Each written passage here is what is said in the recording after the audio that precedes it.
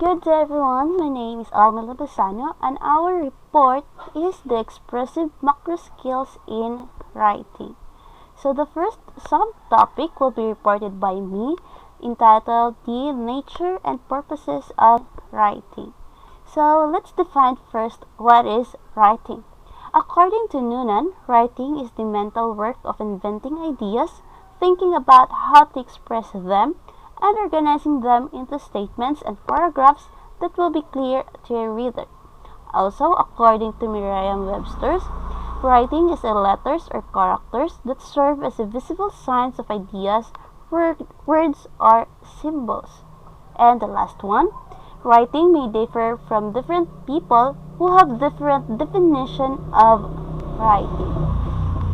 And the next one is understanding the four major purposes for writing. These are the four purposes of writers used for writing. The first one is expressive. It is used to express our opinions. For example, email, Facebook, Twitter, blogs, or any other social networking sites. Its main purpose is to make connections to others and to contribute to human thought and culture and to establish and deepen human contact. The second one is informative writing or to inform your reader or someone. It is used to educate or explain something to the audience. For example, newspaper articles, almanac entries, and reference books. This type of writing is clear, accurate, organized, thorough, and above all, fair. The third one is persuasive writing or to persuade.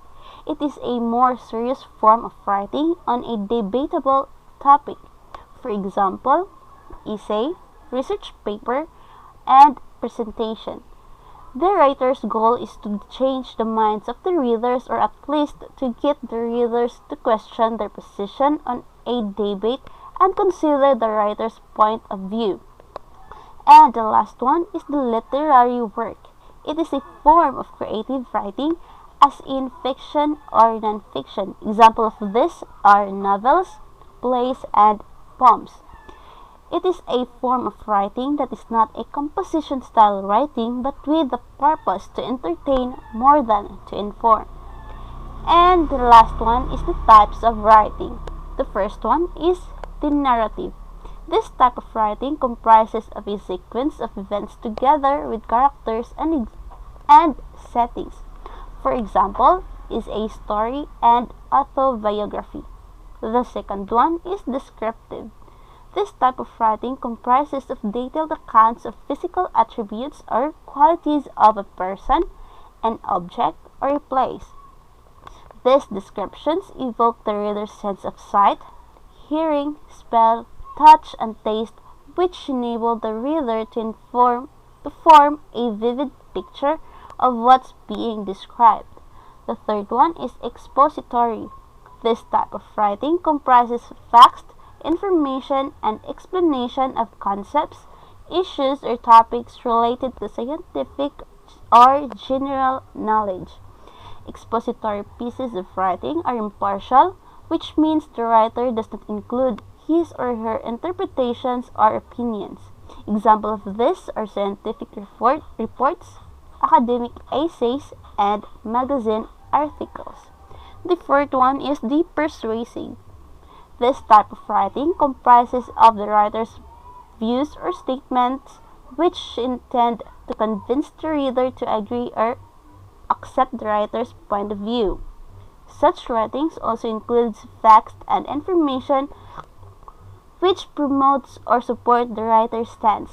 We can find examples of such writings in advertisements and political articles. The last one is the argumentative.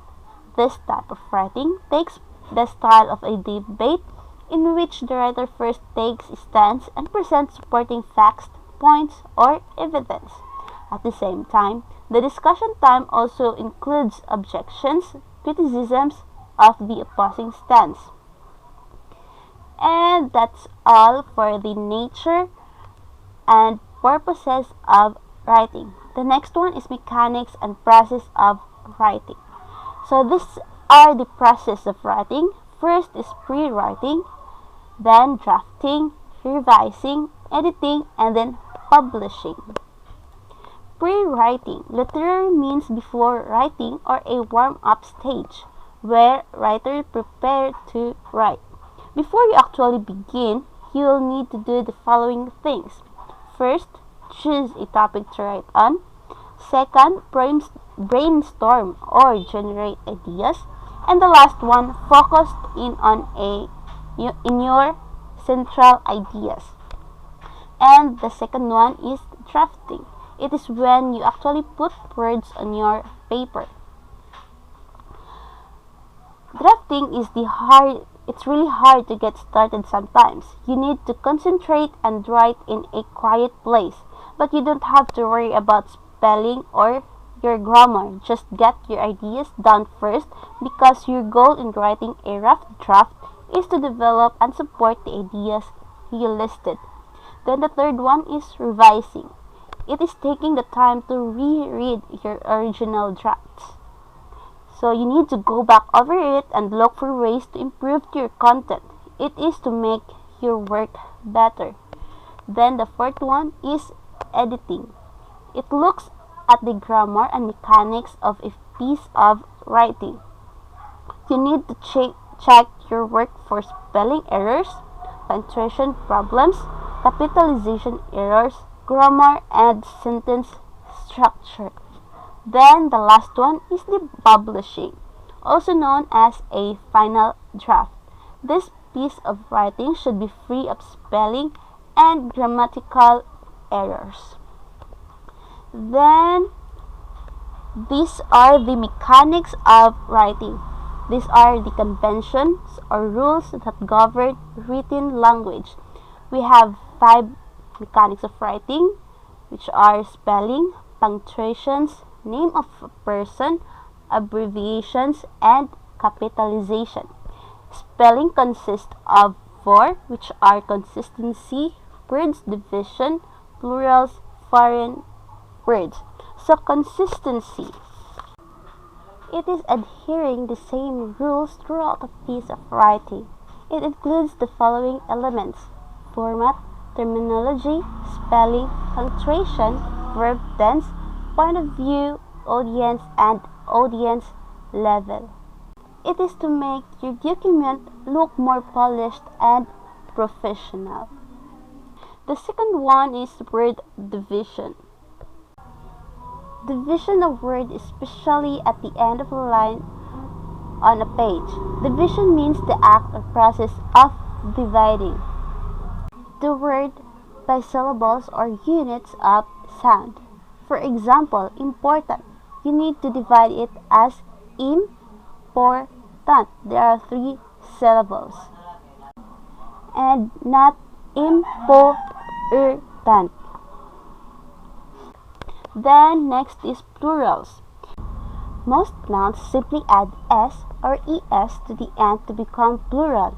For example, kid. Kid plus s equals kids. Then the next one is tax. Tax plus es equals taxes. In some instances, you might encounter some irregular plural form. For example, the child. The plural form of child is children and not childs. Then the last one is foreign words. Is a word taken from another language, pronounced and written as alien and in English usually printed in italics. Another meaning is a word adopted from another language or a loan word. That is according to Merriam-Webster. A loanword is a word used directly from another language with little or no translation. Such foreign words and phrases are peppered throughout the English language. For examples,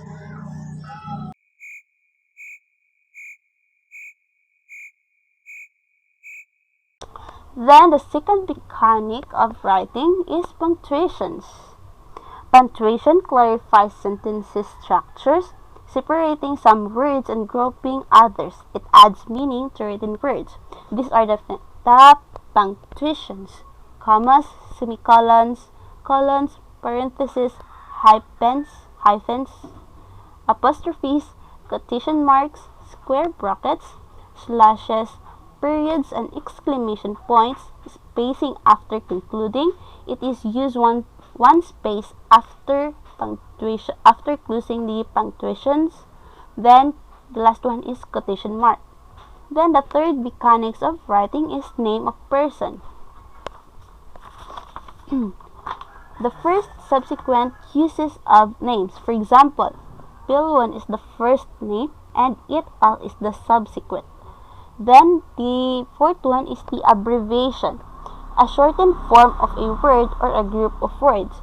For example, IDK, which means I don't know. Then capitalization, using uppercase letters in writing, the first letter in a sentence or direct quote.